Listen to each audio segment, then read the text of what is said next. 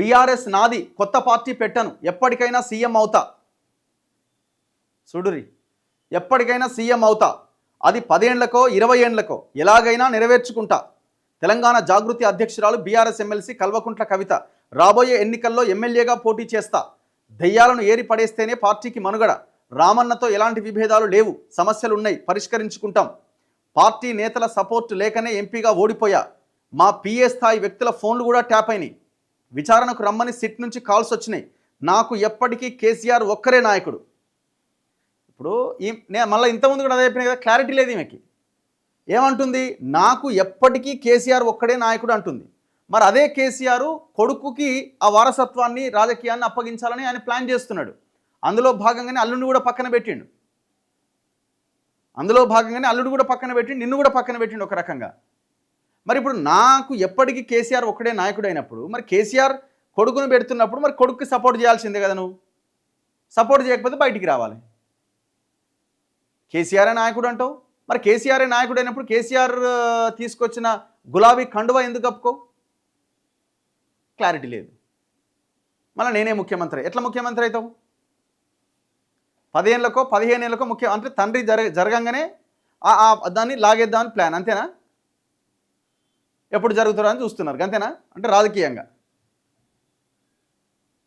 ఆయన మీ పోరు భరించలేకనే ఆయన అస్వస్థత గురైంది. ఇవాళ ఈ టెన్షన్లు తట్టుకోలేకనే ఆయన ఫామ్ హౌస్లో మరి ఏం చేస్తున్నాడో, షుగర్ లెవెల్స్ పెరిగినాయట, ఏం తింటున్నాడో ఏం తాగుతున్నాడో పాపం ఆయన ఇబ్బందులకు గురవుతా ఉన్నాడు. బీఆర్ఎస్ నాది, కొత్త పార్టీ పెట్టను, పార్టీలో సమస్యలు ఉన్నమాట వాస్తవం, వాటిని పరిష్కరించుకుంటాం. ఇప్పుడు బీఆర్ఎస్ నాది అని మీరు అంటున్నారు, బీఆర్ఎస్ నాది అని మీ అన్న అంటున్నాడు, బీఆర్ఎస్ నాది అని హరీష్ రావు అంటున్నాడు. అసలు బీఆర్ఎస్ కాదని అనేది టీఆర్ఎస్ మాది అని కార్యకర్తలు అంటున్నారు, తెలంగాణ ఉద్యమకారులు అంటున్నారు. బీఆర్ఎస్ నాది, కొత్త పార్టీ పెట్టను, మళ్ళీ అన్నతో మళ్ళీ గొడవలేనే, అన్నని దయ్యం అంటివి, గ్రీకు వీరుడు అంటివి. చివరికి ఏమంటుంది ఆమె?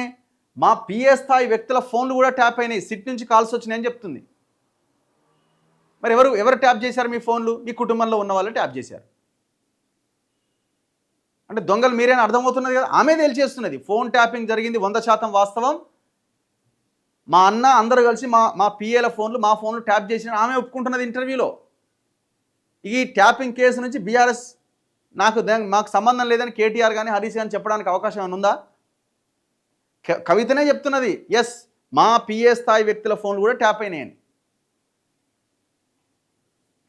దయ్యాలను ఏరిపడేస్తేనే పార్టీకి మనుగడ, జాగృతిని మరింత బలోపేతం చేస్తా, అన్ని నియోజకవర్గాల్లోనూ పునరుద్ధరిస్తాం, కాంగ్రెస్ ప్రభుత్వంపై వ్యతిరేకత మొదలైంది, వచ్చే ఎన్నికల్లో బీఆర్ఎస్ పార్టీ తప్పక అధికారంలోకి వస్తుంది, రామన్నతో ఎలాంటి విభేదాలు లేవు, పార్టీ నేతల మద్దతు లేకనే నిజామాబాద్ ఎంపీగా ఓడిపోయా, మళ్ళీ ఎంపీగా పోటీ చేస్తానంటే మా డాడీ వద్దన్నాడు, అందుకే ఎమ్మెల్సీ అయ్యా. ఎందుకు వద్దన్నాడు మీ డాడీ? అడగలేదా క్వశ్చన్? అంటే మళ్ళీ మన పార్టీ వాళ్ళు నిన్ను ఓడిస్తారమ్మా వద్దన్నాడా? లేకపోతే నువ్వు ఆడ పని చేయలేదమ్మా, నిన్ను జనం ఓడగొడతారు, అనవసరంగా పోటీ చేయకన్నాడా? మా పిఏ స్థాయి 4 వ్యక్తుల ఫోన్లు ట్యాప్ అయినాయి, విచారణకు రమ్మని సిట్ నుంచి కాల్స్ వచ్చాయని వాళ్ళు చెబితేనే వెళ్ళమని చెప్పా, కానీ మళ్ళీ కాల్స్ రాలే. కేసీఆర్ భోలాశంకరుడు, నా ఫోన్ ట్యాపింగ్ చేయిస్తారని నేను అనుకోవట్లేదు, కింది స్థాయి వాళ్ళు చేసి ఉండొచ్చు, సమయమే అన్నింటికీ సమాధానం చెబుతుంది, రాబోయే ఎన్నికల్లో ఎమ్మెల్యేగా పోటీ చేయాలనుకుంటున్నా, భవిష్యత్తులో ముఖ్యమంత్రి అవుతా, అది 10 ఏళ్లకో 20 ఏళ్లకో ఎలాగైనా నెరవేర్చుకుంటా అని తెలంగాణ జాగృతి అధ్యక్షురాలు బీఆర్ఎస్ ఎమ్మెల్సీ కల్వకుంట్ల కవిత అన్నారు. ఇటీవల ఒక మీడియా ఛానల్కి ఇచ్చిన ఇంటర్వ్యూలో ఆమె ఈ కీలక విషయాలు వెల్లడించారు. తప్పేం లేదు, ముఖ్యమంత్రి అవ్వాలి అని అనుకోవడంలో తప్పేం లేదు. మరి అవ్వడానికి అవకాశాలు ఎంతవరకు ఉన్నాయనేది పెద్ద క్వశ్చన్ మార్క్. మళ్ళీ అది బీఆర్ఎస్ నుంచి అవుతారా, లేకపోతే ఇంకో పార్టీ పెట్టి అవుతారా? ఎట్లా మీ ఎజెండా ఏంది? మీ క్లారిటీ ఏంది? లక్ష్యం లేని, టార్గెట్ లేని రాజకీయము బుడదలో పోసిన పన్నీరే. దానివల్ల ఏం ఉపయోగం లేదు.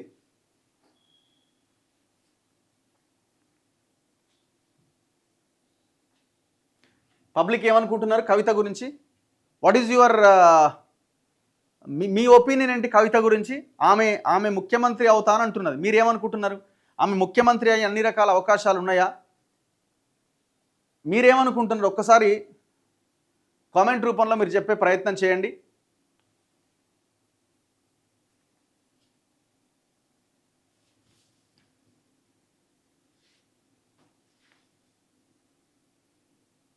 బీఆర్ఎస్ ఏందది?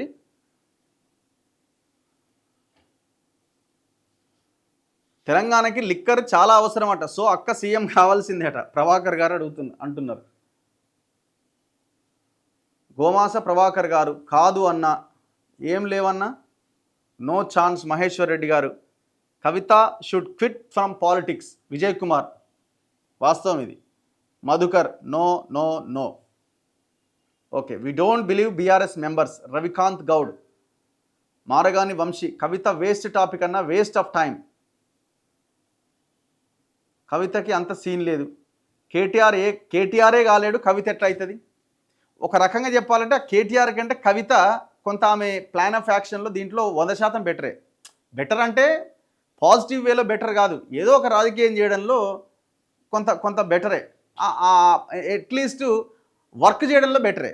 మనోడు 4 అయితే మళ్ళీ కనవాడు, ఆమెది అట్లా కాదు, అంత సీన్ లేదు. కవితకి ఎందుకు లేదన్నా క్లారిటీ, అన్ని డ్రామాలట, క్లారిటీతోనే డ్రామాలు చేస్తుంది అంటున్నారు. No choice. ఆర్టీసీ జాబ్స్ అన్న, లిక్కర్ డాన్ ఇక చెల్లని నాణ్యం. బూతులు పెట్టొద్దు, తప్పట్ల మనం అట్లా మాట్లాడకూడదు. దొంగ చేతికి తాళం ఇస్తారా?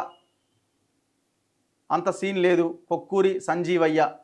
Ravikanth Goud no chance. ముఖ్యమంత్రి కాదు, సర్పంచ్గా కూడా కాకూడదట. దేశం రాష్ట్రాన్ని మొత్తం దోసుకున్న కుటుంబం. నాగేశ్వరరావు.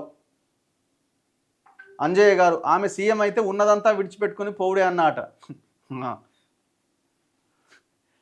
అన్ని లిక్కర్ గ్లాసులు పెడుతున్న ఒక ఆయన. అంత రాజకీయంగా డ్యామేజ్ అయింది ఆమె. ఆ ఒక్క కుంభకోణంతో ఆమె టోటల్ పొలిటికల్ కెరీరే చాప్టర్ క్లోజ్ అయింది. ఇప్పుడు ఆమె దాని నుంచి బయటపడటానికి ఎస్సీ ఎస్టీ బీసీ అని ఎత్తుకున్నది. ఇప్పుడు ఈమె ఎవరండి ఎస్సీ ఎస్టీ బీసీ అనడానికి? అది మీకు ఏం అర్హత ఉన్నదని ఎస్సీ ఎస్టీ బీసీ అంటది? బీసీ లేరాడు రాజకీయం చేయడానికి అంటే బీసీలు మళ్ళీ మీ నాయకత్వంలోనే పనిచేయాలనా? కవిత సీఎం కాదు కదా, కనీసం సర్పంచ్ కూడా కాదు. శ్రీనివాస్. అంత సీన్ లేదు. అనిల్. అధికారం మళ్ళీ పార్టీకి వస్తే ఉన్నదంతా ఉంచుకొని తింటారా అన్న? ఇంకా తింటారు, ఏముంది, వాళ్ళకి సరిపోదు కదా తిన్నది. కేసీఆర్కి మహాత్మా మూవీలాగా అవుతుందట. ఏమవుతుంది అందులో సినిమాలు నాకు తెలియదు. ఇంపాసిబుల్. అక్కడ ఢిల్లీ సీఎం కేజ్రీవాల్ని వడగట్టి అతన్ని జైలుకు పంపిన ముద్దాయట. పాపం ఆయన మంచి రాజకీయం చేస్తుంది, ఆయనని నిండా ముంచిపడేసింది ఫ్యామిలీ. ఫస్ట్ ఎమ్మెల్యేగా గెలవమను. లక్ష్మణ్. వంశీ. నిజమే కదా అన్న, కవిత కలలుగా అంటుంది. శేఖర్ పటేల్. అబ్దుల్ కలాం గారు కలలు గనమన్నారు కాబట్టి కవిత కలలు అంటుందట. తప్పులేదు కదా. లిక్కర్ మాఫియా గ్యాంగ్ లీడర్ అట విజయలక్ష్మి గారు. Kavitha is another K A Paul. మాధవరెడ్డి. గోపాలకృష్ణ గారు వేస్ట్. Drama family. సతీష్. అందరూ దొంగలే, నో నిజాయితీ. రవీందర్ రెడ్డి. ఆమె గురించి మాట్లాడకన్నా టైం వేస్ట్. శ్రీనివాస్. ముఖ్యమంత్రి అయి అందరితో బతుకమ్మ ఆడిస్తుంది. ఆమె సీఎం అవ్వాలంటే మొదట వాళ్ళ కుటుంబ అవినీతిని ప్రశ్నించాలి. ఎస్, ఫస్ట్ ఆమె మొత్తం ఆ 10 ఏళ్ళుగా జరిగిన అరాచకాల గురించి చెప్పాలి. ఆమె కబ్జా చేసిన భూములంతా ఈ ప్రభుత్వానికి రాసియాలి. ఫస్ట్ ఆ భూముల్లో ఉన్న బ్లూ షీట్లు తీసేయాలి ఆమె ఫస్ట్. నేను ఆమె ఇంటర్వ్యూలో చెప్తుంది, నవ్వాలనా ఏడవాలనా అర్థమవుతలేదు. ఆ మాట 11 గంటలకి కిందికి వస్తే కార్యకర్తలకు టైం ఇస్తుందట, నాయకులకి.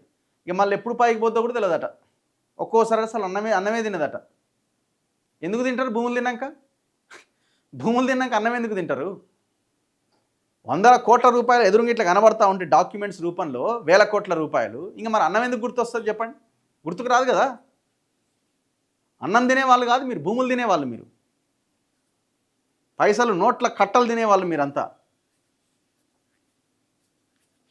కాంట్రాక్ట్ ఎంప్లాయీస్కి 3 నెలల నుంచి జీతాలు ఇవ్వట్లేదన్నా మాట్లాడండి. రేవంత్ రెడ్డి గారు ఏం జరుగుతున్నది?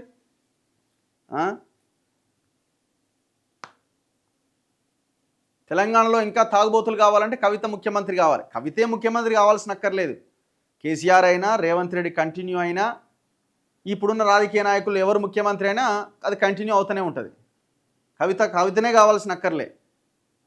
కాకపోతే కవిత అయితే వాళ్ళకి టెండర్లు వస్తాయి, వాళ్ళే కంపెనీలు పెట్టుకుంటారు, ఆమె నడిపిస్తుంది మొత్తం. ఒకవేళ అయితే వాళ్ళ ఇంటికి వారి పార్టీకి ముఖ్యమంత్రి ప్రధానమంత్రి అవ్వచ్చట. బీఆర్ఎస్ బీసీ సీఎం అని కవిత స్టేట్మెంట్ ఇవ్వాలన్నట. అనిల్ గారు అడుగుతున్నారు. అంత దమ్మెక్కడిది అన్నా అంటారు. ఎందుకంటే దళిత ముఖ్యమంత్రి అని కేసీఆర్ అనలేదా, అని మోసం చేయలేదా? చివరికి మరి ఇట్లా అంటేవి కదా అంటే దళిత ముఖ్యమంత్రి అన్న తర్వాత 5 ఏళ్ళ అధికారంలో నేనే ఉన్నా, మళ్ళీ తర్వాత నాకే ఇచ్చారు కదా, అంటే దళిత ముఖ్యమంత్రి అవసరం లేదని జనమే ఒప్పుకున్నారు కదా అని బండ తెచ్చి మన మీదనే ఎత్తేసి ఈమె కూడా అంటది రేపొద్దున బీసీని ముఖ్యమంత్రిని చేస్తా, నేను ముఖ్యమంత్రిని కాను అంటది.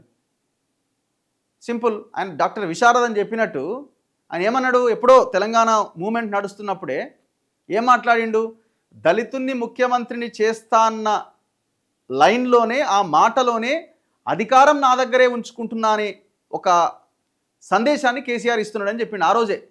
అంతే కదా, మరి దళితుని నువ్వు ముఖ్యమంత్రిని చేస్తున్నావు అని అంటే అధికారం నీ చేతిలో ఉన్నట్టే కదా. రేపు ఈమె కూడా అంతే, బీసీని ముఖ్యమంత్రిని చేస్తా అంటది. నువ్వు ముఖ్యమంత్రిని చేసేది ఏంది అంటే అధికారం ఎవరి చేతిలో ఉన్నట్టు? నీ చేతిలో ఉన్నట్టే కదా. తప్పు చేసి జైలుకు పోయి శిక్ష అనుభవిస్తూ బెయిల్ మీద వచ్చిన వాళ్ళు ఎమ్మెల్యేలు ఎంపీలు అవుతుంటే ఎలాంటి తప్పు చేయక మీరు జైలుకు పోయి వచ్చారు, మీరు ఎమ్మెల్యేగా పోటీ ఎందుకు చేయకూడదు? నాకు ఇంట్రెస్ట్ లేదు, నేను ఇదే ఫీల్డ్లో ఉండాలని అనుకుంటున్నా, నాకు ఇంట్రెస్ట్ లేదు సార్. నల్గొండ డిస్ట్రిక్ట్ నకరేకల్ లైబ్రరీలో వాష్రూమ్లు లేవట, ప్లీజ్ మాట్లాడండి, దీపా గారు అడుగుతున్నారు. ఓకే, అధికారంలో ఉన్నప్పుడు బీసీ ఎమ్మెల్యేలు కనిపించలేదా, ఇప్పుడు వచ్చి ఎందుకు మాట్లాడుతుంది? ఇది పక్కా నాటకం. వరంగల్ హాస్పిటల్ కన్స్ట్రక్షన్ ఆగిపోయింది, టాక్ అబౌట్ ఇట్, శ్రీనివాస్ గారు అడుగుతున్నారు. జైలు బెయిలు చూసిన వాళ్ళకి నో పవర్ అట. ఇవాళ జైల్లోకి పోయిన వాళ్ళే ముఖ్యమంత్రి అవుతున్నామని దాన్ని కూడా ప్రచారం చేసుకుంటుంటే ఏడుదాకా వచ్చింది వ్యవస్థ. అందుకే పబ్లిక్లో మార్పు రానంతకాలం ఇది ఇట్లాగే కొనసాగుతుంది. సో మనలోనే మార్పు రావాల్సిన అవసరం ఉన్నది. మనం మార్పు వచ్చి అంశాల మీద, సమస్యల మీద పార్టీలను మనం నడిపియాలి.